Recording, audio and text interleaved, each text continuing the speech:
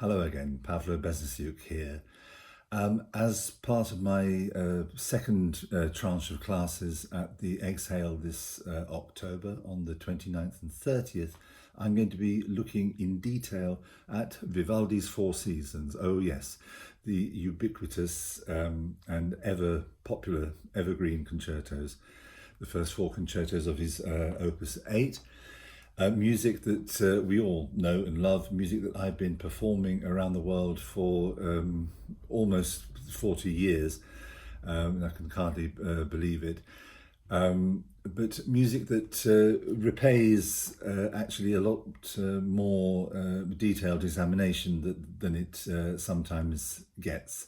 So on the 29th and the 30th of October, I'm going to be looking at all four concertos and coming up hopefully with a few insights that you might find surprising, tricks of the trade regarding fingerings and bowings, and hopefully just casting a fresh light on these very well known and much loved concertos. So do come along to the Exhale on the 29th and 30th of October. See you then. Bye.